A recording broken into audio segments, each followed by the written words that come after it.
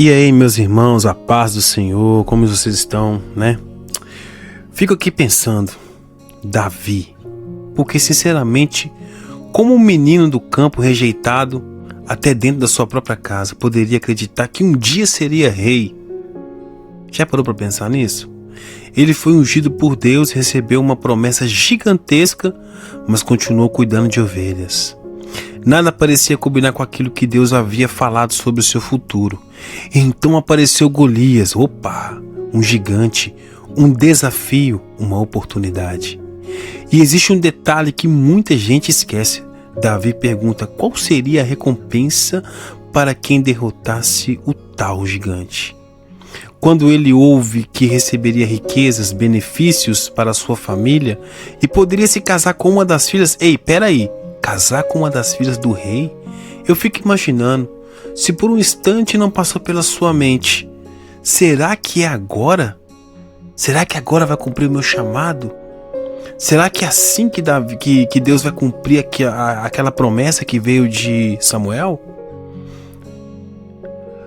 Porque vamos ser sinceros, se você fosse um pastor de ovelhas e soubesse que Deus prometeu algo tão grande para sua vida, não faria sentido pensar que entrar para a família real poderia ser o caminho até o trono, até virar rei? Talvez Davi tenha olhado para aquela oportunidade e pensando que finalmente os pontos estavam se conectando. Mas o que acontece depois é surpreendente. Ele vence Golias, ele ganha reconhecimento, entra no palácio, se destaca diante de todos. E parece que a promessa está mais perto do que nunca. Só que, em vez de trono, vem a perseguição. Em vez da coroa, vem a caverna, a depressão. E em vez da honra, vem a fuga, vem o medo. E isso me faz pensar que talvez o maior teste de Davi não tenha sido somente enfrentar o gigante, mas aceitar a promessa. Não aconteceria no tempo que ele imaginava. Porque vencer um gigante leva alguns minutos, mas esperar o cumprimento de um chamado é anos de espera. Talvez o verdadeiro desafio fosse não permitir que a ansiedade transformasse uma promessa em um atalho. Eu digo isso porque já tentei dar uma ajudinha para Deus na minha vida. E sabe o que acontece? Não deu certo. Já ouvi promessas, senti um chamado, enxerguei oportunidades e achei que precisava fazer as coisas acontecerem com as minhas próprias mãos, acredita? E sabe o que encontrei muitas das vezes? Provas, mais perdas, mais decepções. E a nossa tendência sabe o que? É culpar Deus. A culpa nós colocamos em Deus. Você consultou Ele primeiro?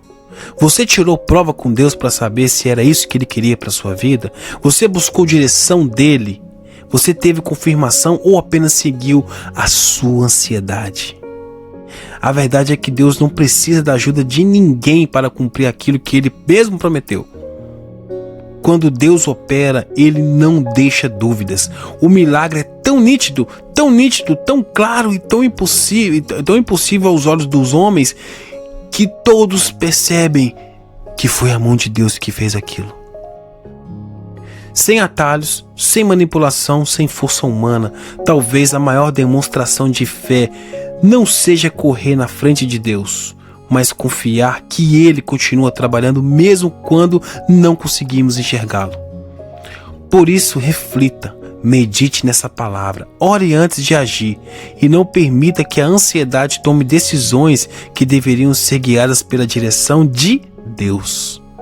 No fim, não foi Golias que definiu quem Davi se tornou, foi o que ele fez depois da vitória. E talvez a sua maior prova também não esteja no gigante que está diante de Deus, mas na capacidade de enfrentar o tempo de Deus sem tentar ocupar o lugar dele. Muitas das vezes a ansiedade faz isso com a gente. Nos faz tomar decisões precipitadas de algo que às vezes Deus nem está colocando para que seja cumprido naquele momento. Então, A palavra que eu deixo para vocês é: reflita, tire prova com Deus, pergunte a Ele, ore bastante, ore sem cessar, que Deus vai te trazer uma resposta. Então, meus amados, vou ficando por aqui. Eu peço que vocês curtam, né?